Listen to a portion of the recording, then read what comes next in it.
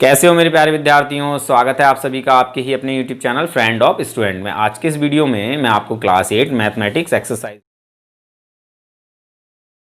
प्रश्न नंबर 3 और 4 पढ़ाऊंगा। चैप्टर है ये संख्याओं के साथ खेलना यानी प्लेइंग विद नंबर्स। इस प्रश्नावली का पहला और दूसरा प्रश्न मैं आपको पढ़ा चुका हूं, लिंक मैंने इस वीडियो के लास्ट में दे दिया, आप उन सवालों को भी देख सकते हैं। तो चलिए प्रश्न नंबर 3 को सॉल्व करते हैं। पहले प्रश्न नंबर 3 हमें दिया है, यदि 24x 3 का एक गुणज है जहां x एक अंक है तो x का क्या मान है। 24x ये कोई 3 अंकों वाली संख्या है जिसमें x एक अंक है, 0 से लेकर 9 तक का कोई भी एक अंक है, ठीक है। और ये संख्या क्या है, 3 का एक गुणज है, यानी अगर हम 3 से इस संख्या को भाग दें तो ये संख्या पूरी पूरी कट जाएगी। इसमें हमें x का क्या मान है ये बताना है। स्टूडेंट्स, कोई भी संख्या अगर 3 से पूरी पूरी विभाजित हो जाती है तो उस संख्या के अंकों का योग भी 3 से पूरा पूरा विभाजित हो जाता है। यही नियम हमें इस सवाल में लगाना है और x का मान निकालना है। चलिए एक संख्या से इसे समझ लेते हैं। हम एक संख्या ले लेते हैं, कोई सी 21 45, ठीक है। यह संख्या 3 से पूरी पूरी विभाजित हो जाती है। चलिए भाग देकर देख लेते हैं कि पूरी पूरी विभाजित हो रही है या नहीं। 3 से 3 सत्ते 21, ठीक है। 4 उतार लें, 3 एक कम 3, 1 बचा, 5 उतारें, 3 पंजे 15। तो हमने देखा कि 2145 3 से पूरी पूरी विभाजित हो गई। इसके अंकों का योग भी 3 से पूरा पूरा विभाजित हो जाएगा स्टूडेंट्स। 2 + 1 + 4 + 5, ठीक है। इन सभी को जोड़ने पर हमें यहां पर एक ऐसी संख्या प्राप्त होगी, यानी इन सभी अंकों का योगफल एक ऐसी संख्या प्राप्त होगी जो 3 से पूरी पूरी विभाजित हो जाए। 2 और 1 3, 3 4 7, 7 5 12। यहां में क्या प्राप्त हुआ 12, और 12 3 से पूरी पूरी विभाजित हो जाती। 3 एक कम 3, 3 चौक 12, ठीक है। कोई भी संख्या जो 3 से पूरी पूरी विभाजित होती है उसके अंकों का योग भी 3 से पूरा पूरा विभाजित हो जाता है। अगर हम किसी भी संख्या जो 3 से विभाजित हो रही है उसके अंकों का योग करेंगे तो हमें क्या मिलेगा, 3 मिलेगा, 6 मिलेगा, 9 मिलेगा, 12 मिलेगा, 15 मिलेगा या 21 मिलेगा, ऐसे ही। यानी ये सभी संख्या कौन सी होंगी जो 3 से विभाजित होंगी, ठीक है। तो इसी नियम का हम प्रयोग करेंगे और इस सवाल को सॉल्व करेंगे, ठीक है। तो इसको मैं रफ कर देता हूं। उम्मीद करता हूं आपको ये बात अच्छी तरह समझ में आ गई होगी। तो अब हम यहां पर इसी नियम का प्रयोग करेंगे। चलिए सॉल्व कर लेते हैं। हल, चूंकि 2 बिंदु ऊपर 1 बिंदु नीचे, चूंकि 24x 3 का एक गुणज है, अर्थात यानी दी गई संख्या 3 से विभाज्य है। क्या है, 3 से विभाज्य है। चूंकि 24x 3 का एक गुणज है, अर्थात दी गई संख्या, ये वाली जो संख्या है 3 से विभाज्य है, इसीलिए 1 बिंदु ऊपर 2 बिंदु नीचे, इसीलिए 24x के अंकों का योग भी 3 से विभाज्य होगा। चूंकि 24x 3 का एक गुणज अर्थात 3 से विभाज्य संख्या है, इसीलिए इसके अंकों का योग यानी 24x के अंकों का योग भी 3 से विभाज्य होगा। तो चलिए इसके अंकों का योग करते हैं। 2 + 4 + x बराबर हमें क्या मिलेगा, 3 6 9 12 15 18 21 24 27 30 इस तरह की संख्या मिलेगी। तो यहां पर अगर हम इसका योग करेंगे तो हमें क्या मिलेगा, 2 और 4 6 तो यही हो रहा है, ठीक है। अगर यहां हम x 0 मान लें तो 6 + 0 कितना 6, या तो हमें इसका योग 6 मिलेगा, 3 नहीं मिल सकता क्योंकि इन दोनों ही अंकों का योग 6 हो रहा है, ठीक है। या फिर इसका योग हमें 2 + 4 + x बराबर 9 मिलेगा, 3 से विभाजित होने वाली संख्या, या फिर 2 + 4 + x बराबर 12 मिलेगा योग, या फिर 2 + 4 + x बराबर 15 मिलेगा, या फिर 2 + 4 + x बराबर 18।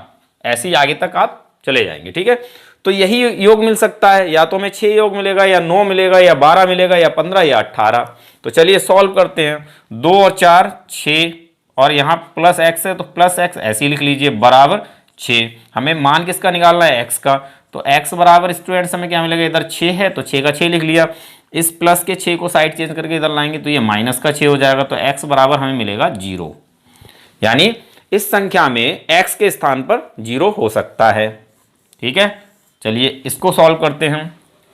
क्या मिला हमें इसको प्लस करके?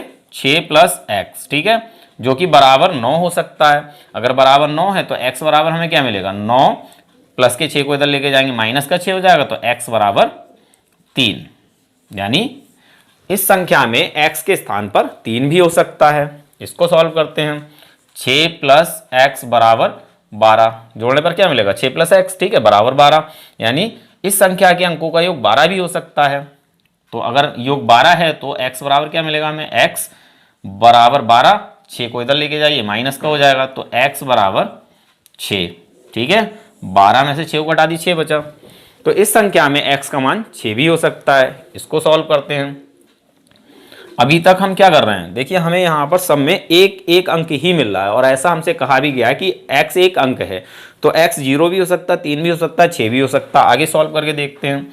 तो 6 + x, 2 और 4 6, x का x लिख लिया बराबर 15। तो x बराबर क्या हो जाएगा? 15 इधर ही रोकेंगे, और प्लस के 6 को इधर लेकर आएंगे तो माइनस का 6 हो जाएगा। तो x बराबर हमें क्या प्राप्त होगा? 15 में 6 घटाएंगे 9। यहाँ पर भी हमें एक ही अंक प्राप्त हुआ है, तो x की वैल्यू 9 भी हो सकती है। आगे बढ़कर चेक करते हैं क्या मिलेगा। 6 + x बराबर 18, यानी इसका योग 18 भी हो सकता है। तो x बराबर क्या होगा? 18 इधर ही रखेंगे, और 6 को इधर लेकर जाएंगे तो ये माइनस का हो जाएगा। तो x बराबर हमें मिलेगा यहाँ पर 12, जो कि संभव नहीं है। क्यों? क्योंकि x क्या है? x जो है एक अंक है। ठीक है, यहां हमें क्या प्राप्त हुआ? 2 अंक। तो x का मान 12 नहीं हो सकता। आगे बढ़ोगे तो आपको 2 ही अंकों की संख्या मिलेंगी, लेकिन पीछे हमने देखा तो हमें मिला 0, 3, 6 और 9। तो हम बोल सकते हैं अतः 24x में x बराबर 0, 3, 6, 9 में से कोई भी अंक हो सकता है। यही आपका आंसर हो जाता है। उम्मीद करता हूं सवाल समझ में आ गया होगा। चलिए सवाल नंबर 4 को सॉल्व कर लेते हैं। आप इसको लिख लीजिए। स्टूडेंट्स, सवाल नंबर 4 भी सवाल नंबर 3 की तरह है, बस ये चीज चेंज है। यहां दिया है यदि 31Z5 3 का एक गुणज है जहां z एक अंक है तो z का मान क्या है। सेम सवाल नंबर 3 की तरह सॉल्व करेंगे, इसीलिए मैंने यहां लिखा रहने दिया है। यहां लिखेंगे चूंकि 31Z5 3 का एक गुणज है, अर्थात दी गई संख्या ये वाली संख्या 3 से विभाज्य है, इसीलिए 31Z5 के अंकों का योग भी 3 से विभाज्य होगा। ठीक है, तो इसके अंकों का योग कर लेते हैं। 3 + 1 + z + 5 बराबर कितना हो सकता है? 3 और 1 4, 4 5 9। इसका योग 9 हो सकता है। अगर हम z की जगह 0 रख दें तो क्या हो जाएगा? 3 और 1 4, 4 और 0 4, 4 और 5 9। ठीक है, 9 से कम नहीं हो सकता योग। और क्या हो सकता है? 3 + 1 + z + 5 बराबर 12 हो सकता है।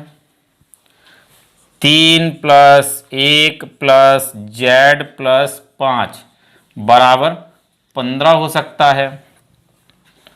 3 + 1 + z + 5 बराबर 18 हो सकता है, ऐसे ही आगे चेक करेंगे। ठीक है, तो सबसे पहले हम चेक कर लेते हैं, यदि योग 9 है तो हमें जेड क्या मिलेगा, 3 और 1 4, 4 5 9, जेड प्लस का तो ऐसे ही लिख लेंगे प्लस जेड बराबर 9। ठीक है, तो जेड बराबर हमें क्या मिलेगा 9, इधर का हम यहीं रोक लेंगे, इस प्लस के 9 की साइड चेंज करके इधर लाएंगे तो माइनस का 9 हो जाएगा, तो जेड बराबर हमें मिलेगा 0। 9 में से 9 गया 0। ठीक है, तो इस संख्या में जेड के स्थान पर 0 हो सकता है। अब इसको चेक कर लेते हैं, 3 1 4 4 5 9 प्लस जेड बराबर 12। यदि अंकों का योग 12 है तो जेड बराबर क्या होगा, जेड बराबर 12, इस प्लस के 9 को इधर लाएंगे माइनस का 9 हो जाएगा, तो जेड बराबर हमें लेगा 12 में से 9 गया 3। यहाँ पर भी हमें एक ही अंक मिला है तो हम कह सकते हैं जेड के स्थान पर 3 भी हो सकता है। आगे चेक करते हैं, 3 1 4 5 9 प्लस जेड बराबर, इनके अंकों का योग 15 भी हो सकता है, तो 15, अगर 15 योग है तो जेड बराबर क्या मिलेगा 15, इस 9 को इधर लेके जाएंगे माइनस का हो जाएगा, तो जेड बराबर हमें मिलेगा 15 में से 9 जाएगा, कितना बचेगा 6। ठीक है, यहाँ पर भी हमें एक अंक मिला है तो हम कह सकते हैं कि इस संख्या में जेड के स्थान पर 6 भी हो सकता है। आगे चेक करते हैं, 3 1 4 5 9 प्लस जेड बराबर 18, अगर योगफल 18 है तो जेड बराबर क्या मिलेगा, जेड बराबर 18 प्लस का 9 इधर जाएगा माइनस का हो जाएगा, तो जेड बराबर हमें मिलेगा 9। यहाँ पर भी हमें एक अंक मिला। ठीक है, अगर हम इनका योग 21 मान लें तो हमें 2 अंकों की संख्या मिलेगी, जो कि संभव नहीं है। क्यों, क्योंकि जेड क्या है, जेड एक अंक है ना कि 2 अंकों की संख्या है।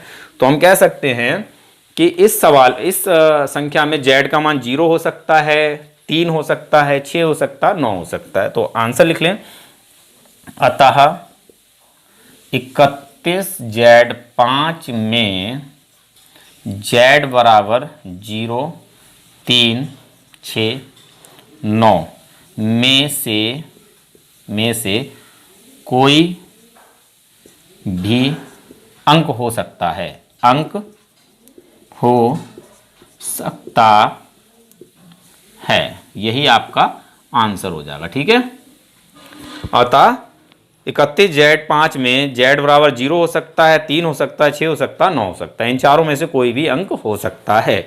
आप इसे लिख लीजिए। उम्मीद करता हूं आपको ये सवाल समझ में आ गया होगा। अगर सवाल समझ में आ गया है तो इस वीडियो को एक लाइक जरूर करें। चैनल पर नए हैं तो चैनल को सब्सक्राइब करके आप मुझे अपना भरपूर वाला प्यार और सपोर्ट जरूर दें। मिलते हैं अपनी अगले वीडियो लेक्चर में, तब तक के लिए धन्यवाद।